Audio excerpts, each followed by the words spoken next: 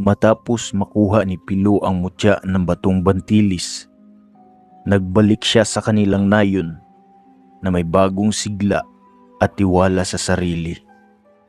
Ang anting-anting na ito ang magbibigay sa kanya ng kakayahang hindi matabla ng kahit anong talim o sibat. Ngunit hindi niya inakala na agad niyang kakailanganing gamitin ito. Dumaan ang ilang araw nang walang kapansin-pansing pagbabago sa baryo. Tahimik ang gabi. Ang mga tao'y abala sa kani-kanilang gawain sa bukid tuwing umaga. At sa gabi naman ay nagkukwentuhan sa ilalim ng liwanag ng buwan.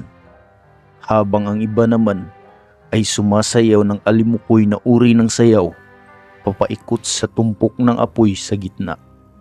Kasabay ng mga tambol na gawa sa balat ng hayop at buho ng kawayan. Subalit may isang takip-silim noon, may biglang dumating na sigwa. Hindi ito dulot ng bagyo o anumang pangkaraniwang sakuna. Ito ay isang pangkat ng mga mandirigmang, hindi pangkaraniwang magnanakaw o mga tulisan. Sila ang mga tinatawag na tagulilong. Mga taong nagtataglay ng anting-anting na nagbigay sa kanila ng kakayahang maglaho sa dilim. Parang usok na hindi mahuli, sila'y bihasa sa pandarambong at walang puso kung umatake. Walang nakakakita sa kanila kapag gumalaw sila sa ilalim ng anino. Ngunit nararamdaman ang kanilang presensya sa malamig na hangin na dala nila. Sa kalagitnaan ng gabi, habang natutulog ang karamihan, isang malakas na sigaw ang pumunit sa katahimikan. Tulong! Mga tulisan! Nasasalakay tayo! Nagising ang buong baryo sa dagundong ng mga yabag at pagsabog ng mga pintuan. Mula sa mayayabong na puno sa gilid ng baryo, biglang lumitaw ang mga tagulilong, mabilis at parang mga anino. Sila'y nagkukubli sa dilim, hindi mahuli ng mga mata. Ngunit ang kanilang hagikhik at bulalas ng kasamaan ay malinaw na naririnig sa buong paligid. Isa-isa nilang pinasok ang mga bahay, winasak ang mga pintuan, at ninakaw ang anumang mahahalagang ari-arian, ginto, pagkain, damit at kahit mga kasangkapang ginagamit sa pang-araw-araw na buhay.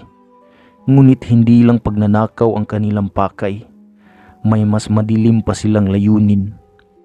Hindi lang nila nilimas ang yaman ng baryo, sinunog pa nila ang mga bahay na hindi nila kailangang nakawan. Iniwan ang mga pamilyang walang masisilungan. Sino mang naglakas loob na lumaban, lalaki man o matanda, ay pinaslang sa isang iglap. Napakabilis ng kanilang kilos at bago pa makakuha ng sandata ang sinuman, nakahandusay na sila sa lupa, duguan at wala ng buhay. Ngunit ang pinakamalupit nilang ginawa ay ang pagtangay sa mga dalagitang kababaihan. Isa-isa nilang sinunggaban ang mga batang babae, kinaladkad papalabas ng kanilang mga bahay habang umiiyak at sumisigaw ang kanilang mga magulang. Ang sinumang nagtangkang humarang sa kanila ay agad na kinitla ng buhay. Walang awa, walang pagpipigil sa kanilang kasamaan. Dinala ang mga kawawang dalagita sa isang lumang kamalig sa may gilid ng baryo. Isa itong matandang istruktura na halos sira na, ngunit malayo sa kabahayan at natatakpan ng makakapal na kawayan. Doon isinilid ang mga bihag, piniringan at itinali sa mga haligi, habang ang mga halakhak ng mga tagulilong ay nag-uumapaw sa kasamaan. Sa labas ng kamalig, isang matandang lalaki ang nakatayo. Siya si Mang Lubas, ang pinuno ng mga tulisan. Ang kanyang katawan ay puno ng tatak ng anting-anting. Bawat marka ay tila binasbasan ng itim na mahika. Ang kanyang mga mata ay parang may apoy ng kasamaan at ang kanyang bibig ay may ngiting nagbabadya ng mas matinding kapahamakan. Tignan ninyo ang mga regalong dinala natin para sa ating mga kapatid. Matagal na tayong nagugutom sa laman at kayamanan. Ngayong gabi, tayo'y magsasaya. Sigaw ni Mang Lubas na sinundan ng mga palahaw at iyakan ng mga dalagitang bihag. Habang nagaganap ang lahat ng ito, si Pilo ay tahimik ngunit nag-aalab sa galit. Nakita niya ang kanyang mga kababayan na inaalipin, ang mga batang babae na dinadala sa kadiliman at ang mga matatandang kinitla ng buhay ng walang awa. Ang kanyang pangunawa ay nagdilim sa sobrang galit. Ngunit alam niyang hindi siya maaaring sumugod ng basta-basta. May anting-anting ang mga kalaban. Hindi sila basta makikita o matutuntun. Alam ni Pilo na kahit may mutya ng batong bantili siya, hindi yun sapat kung hindi niya matutuklasan kung paano sila labanan. Dahan-dahan siyang lumapit sa lumang kamalig. Pinakiramdaman ang paligid. Sinubukan niyang pakinggan ang bawat tunog. Pinakiramdaman ang bawat galaw ng hangin. Alam niyang hindi niya kailangang makita ang mga tagulilong. Dapat niyang maramdaman sila. Ginamit niya ang natutunan sa kanyang pagsasanay. Huminga siya ng malalim at tinapak-tapakan ang lupa upang maramdaman ang bawat yabag ng mga tulisan. Ang mga tagulilong ay hindi ganap na hindi makikita. May bakas pa rin silang naiwan. Mga anino sa liwanag ng buwan. Mga yapak sa lupa. Mga mahihinang hiningang lumulutang sa hangin. At nang nasigurado na ni Pilo ang galawan ng kalaban, tinapat niya ang kanyang kamay sa mutya. Hinayaan itong magniningning sa dilim. Ang kanyang balat ay tila naging bato, hindi matitinag, hindi masusugatan. Ngayon, tingnan natin kung sino ang tunay na may kapangyarihan. Bulong niya sa sarili. Sa isang iglap, lumundag si Pilo patungo sa unang gwardyang nagbabantay sa kamalig. Gamit ang bilis at lakas, tinaga niya ito ng bulo at kahit pa maglaho ito sa hangin, natamaan niya ang katawan nito. Nagulat ang tagulilong. Hindi nila inaasahan na may makakita at makakasugat sa kanila. May isang hindi natatakot sa atin, sigaw ng isa sa kanila. At doon nagsimula ang tunay na labanan. Nagtagumpay si Pilo sa una niyang pag-atake. Nasugatan niya ang isang tagulilong. Isang bagay na hindi pa nagagawa ng kahit sinong ordinaryong mandirigma. Nakita niya ang takot sa mata ng kanyang kalaban bago ito tuluyang bumagsak sa lupa, duguan at naghihingalo. Hindi sila immortal, bulong niya sa sarili. Ngunit bago pa niya mapaghandaan ang susunod na galaw, biglang naglaho ang iba pang mga tagulilong sa paligid. Narinig niya ang malalim na paghinga, ang paggalaw ng hangin, ang mga paang dahan-dahang lumapit sa kanya. Hindi niya sila makita, ngunit alam niyang nakapalibot na sila sa kanya, handa ng sumalakay. Sa isang iglap, isang matalim na itak ang bumagsak sa kanyang balikat, ngunit sa halip na pumutol sa kanyang laman, dumaplis lamang ito na parang tumama sa isang matigas na bato. Napaatras ang tagulilong na umaatake. Hindi makapaniwala. Ano ito? Bakit hindi siya nasasaktan? Napangiti si Pilo. Ang mutya ng batong bantilis ay gumana. Hindi siya tinatablan ng kahit anong talim. Ngunit hindi pa rin siya maaaring magpapakampante. Hindi ibig sabihin na hindi siya masasaktan. Wala ng banta ang mga ito. Mula sa kaliwa, isa pang tagulilong ang lumulundag patungo sa kanya. Dala ang isang mahaba at matulis na sibat. Sa bilis ng pangyayari, walang oras para umiwas si Pilo. Kaya't sinunggaban niya ang mismong dulo ng sibat gamit ang kanyang dalawang kamay. Napatigil ang kalaban, hindi makapaniwala sa lakas ng kanyang kapit sa isang galaw. Binali ni Pilo ang sibat sa gitna at ginamit ang naputol na bahagi bilang sandata. Kung hindi niyo ako kayang sugatan, titiyakin kong hindi rin kayo makakatakas. Biglang bumagsak ang isa pang tagulilong sa lupa. Tumalsik mula sa anino matapos tamaan ni Pilo sa dibdib gamit ang sirang sibat. Isa na namang mandirigma ang bumagsak at nagsimula ng matakot ang natitirang mga kalaban. Biglang bumagsak ang isa pang tagulilong sa lupa. tumalsik mula sa anino matapos tamaan ni Pilo sa dibdib gamit ang sirang sibat. Isa na namang mandirigma ang bumagsak at nagsimula ng matakot ang natitirang mga kalaban. Ngunit hindi pa tapos ang laban. Napansin ni Pilo na may kakaibang nangyayari sa paligid. Parang nagiging mas makapal ang dilim. Parang gumagalaw ito at bumabalot sa kanya hanggang sa unti-unti niyang naramdaman ang malamig na hangin sa kanyang batok. Gumagamit sila ng itim na mahika, napagtanto niya. Mula sa kadiliman, lumitaw ang tatlong tagulilong, ngunit hindi na sila ordinaryong mandirigma. Ang kanilang mga mata ay nag-aapoy na pula at ang kanilang mga katawan ay tila naging anino mismo. Mas malakas na sila, mas mabilis at mas mahirap hulihin. Si Pilo ay napaligiran nila. Kahit pa hindi siya tinatablan ng mga armas ng mga ito, hindi siya immune sa itim na mahika. Alam niyang hindi siya pwedeng makulong sa ilusyon ng kadiliman. Kung hindi, siya mismo ang magiging biktima. Kailangan niyang gumamit ng estratehiya. Bigla niyang naalala ang isang sinaunang taktika ng mga mandirigmang Tagalog, ang paggamit ng apoy upang mabasag ang ilusyon ng mga engkantado. Agad niyang hinugot ang sulok mula sa kanyang sinturon at sinindihan ito gamit ang panggatong na nasa paligid. Sa sandaling lumiyab ang apoy, nakita niya ang reaksyon ng kanyang mga kalaban. Napaatras sila, tila nasusunog kahit hindi pa sila natatamaan. Takot sila sa liwanag. Dahil dito, biglang lumakas ang loob ni Pilo. Hinataw niya ang sinding sulo sa hangin. Pilit hinahabol ang nagtatagong mga tagulilong. Sa bawat hampas ng apoy, naglalaho ang madilim na ilusyon nila. Unti-unting bumabalik ang kanilang anyo mula sa pagiging anino. Hindi nyo na ako matatakasan ngayon. Sa isang iglap, lumundag siya papunta sa pinakamalapit na kalaban at pinatamaan ito ng sinding sulo sa dibdib. Napasigaw ito sa sakit habang bumagsak. Pilit pinapatay ang apoy sa kanyang katawan. Isa pang kalaban ang sinunggaban niya gamit ang bolo. Sa bilis ng kanyang pag-atake, hindi na ito nakaiwas. Itinarak niya ang bolo sa dibdib ng tagulilong at sa isang malakas na sigaw, bumagsak ito at hindi na gumalaw. Napansin ni Mang Lubas, ang pinuno ng mga tulisan, ang nangyayari. Hindi siya makapaniwala na ang isang binatilyo lang ang nakakapagsupil sa kanyang mga tauhan.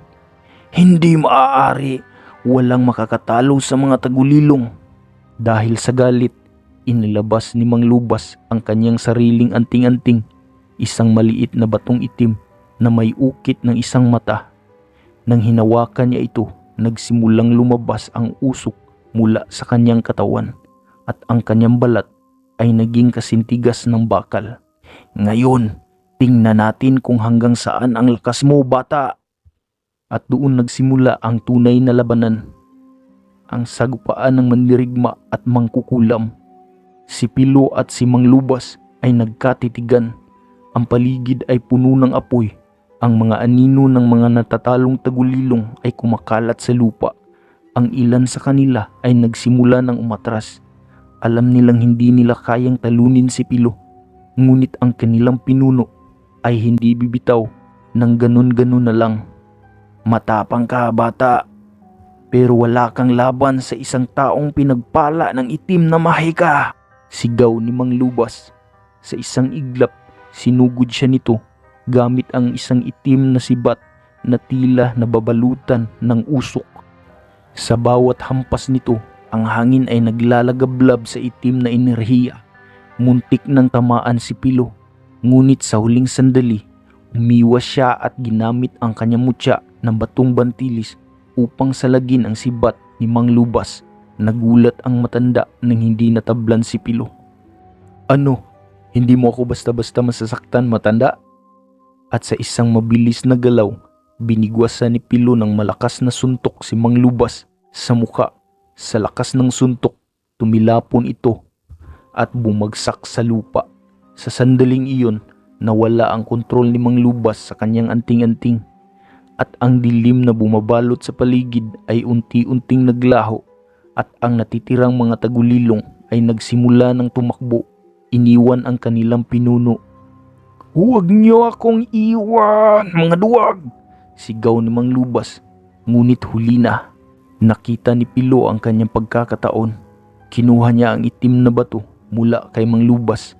Itinapon ito sa apoy at pinanood niyang natupok ito hanggang sa naging abo. Sa sandaling iyon, nawala ng kapangyarihan si Mang Lubas. Ang dating malakas na mangkukulam ay naging isang ordinaryong matandang, mahina, duguan at walang kalaban-laban. Nang makita ito ng mga tao sa baryo, sila ay nagsimulang lumapit. Dala ang kanilang mga sandata. Ngayon nawala na ang mga tagulilong. Oras na para sa hustisya. Ano ang gagawin natin sa kanya? Tanong ng isang matatanda. Tumingin si Pilo kay Mang Lubas na ngayon nanginginig sa takot. Ipagkatiwala natin siya sa hustisya ng bayan. Ngunit hindi na siya makakabalik pa rito. At sa gabing iyon, tuluyang nalipol ang kasamaan ng mga tagulilong sa kanilang nayon. Matapos magapi ni Pilo si Mang Lubas at tupukin ang kanyang itim na anting-anting, tuluyan ang naglaho ang kasamaan ng mga tagulilong sa baryo. Ang natitirang mga tulisan ay nagkanya-kanyang takas at ang ilan sa kanila ay natagpuan ng mga kalalakihan ng nayon at agad na pinanagot sa kanilang mga kasalanan. Ngunit hindi pa tapos ang misyon ni Pilo. Ang pinakamahalagang bagay ay mailigtas ang mga bihag, ang mga dalagitang kinaladkad ng mga tagulilong at ikinulong sa lumang kamalig. Mabilis niyang tinungo ang lugar. Hawak pa rin ang kanyang sinding sulo. Sa paligid, ang mga bahay ay naglalagablab pa rin sa apoy at ang hangin ay puno ng amoy na nasusunog na kahoy at ang alingawngaw ng takot. Sa loob ng kamalig, maririnig ang impit na iyak at mahihinang pagsusumamo ng mga dalagitang bihag. Tulungan niyo kami! Nanay! Tatay! Nang buksan ni Pilo ang pinto, agad siyang sinalubong ng malamig na hangin. Ang amoy ng pawis, luha at takot ay bumabalot sa kanya. Nakahandusay sa sahig ang halos 10 kababaihan. Nakagapos, may piring sa mata at nanginginig sa takot. Sa gitna nila, isang pamilyar na muka ang bumungad kay Pilo. Lucia?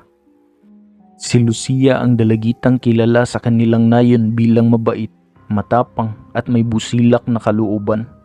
Siya ang isa sa mga unang dinukot ng mga tagulilong. Ang kanyang mukha ay bahagyang marumi at ang kanyang mga mata ay puno ng takot at puot. Pilo, mahina niyang sambit. Ako to, Lucia. Ligtas na kayo. Wala na ang mga halimaw na yon. Agad lumapit si Pilo sa mga bihag at sinimulang putulin ang kanilang mga tali gamit ang kanyang bolo. Nanginginig pa rin si Lucia habang hawak-hawak ang kanyang mga braso na kanina lang ay nakagapos ng mahigpit. Isa-isa niyang tinulungan ang iba pang dalagita. Nang maalis ang kanilang mga piring, unti-unting bumalik ang pag-asa sa kanilang mga mata. Ngunit kahit malaya na sila, ramdam ni Pilo na may kung anong matinding sugat sa kanilang damdamin. Hindi lang pisikal na sugat ang iniwan ng pananalasa ng mga tagulilong, kundi isang matinding takot at puot na mananatili sa kanilang mga alaala. Pasensya na, Pilo. Hindi namin nagawang lumaban. Natatakot kami. Bulong ni Lucia. Pilit na nilalabanan ang pagluha. Hinawakan ni Pilo ang kanyang mga kamay. Wala kang dapat ipagpasensya, Lucia. Wala ni isa sa inyo ang may kasalanan sa nangyayari. At ngayon, tapos na ang lahat, ligtas na kayo. Ngunit bago pa sila makalabas ng kamalig, biglang gumalaw ang isang figura sa sulok. Isa pang tagulilong na nagtatago pala sa loob. Siya ay may hawak pang itak na sugatang-sugata ngunit handang lumaban. Hindi mo kami matatalo, bata. Wawasakin kita. Ngunit bago pa siya makatapos magsalita, lumipad ang isang malaking tipak ng kahoy mula sa likuran ni Pilo at tumama sa kanyang muka. Si Lucia ang naghagis nito. Natumba ang tagulilong at sa isang iglap, tinapos ni Pilo ang laban sa isang mabilis na saksak ng kanyang bolo. Huling mandirigma ng dilim, bagsak at wala ng buhay. Huminga ng malalim si Pilo. Tapos na talaga ang bangungot na ito. Lumabas ang mga dalagita mula sa kamalig, sinalubong ng kanilang mga pamilya na umiiyak sa tuwa at pasasalamat. Ang buong baryo ay nagsama-sama sa ilalim ng liwanag ng buwan. Yakapan at pag-iyak ang bumabalot sa bawat isa. Si Lucia ay tahimik lamang na nakatayo sa tabi ni Pilo, nakatingin sa malawak na kalangitan. Pilo, hindi ko akalaing makakabalik pa tayo. Makakaligtas pa. Hindi ko rin alam, Lucia. Pero isang bagay ang sigurado ako. Hindi ko hahayaang may gumagawa ulit ng ganito sa atin. Sa gabing iyon, natutunan ni Pilo ang tunay na bigat ng kanyang misyon. Ang kanyang laban ay hindi lang laban sa mga halimaw at engkanto. Ito'y laban din para sa hustisya, laban sa kasamaan, at laban para sa mga inosente na kailangang ipagtanggol. At kahit tapos na ang laban na ito, alam niyang marami pang darating at kailanman hindi siya aatras.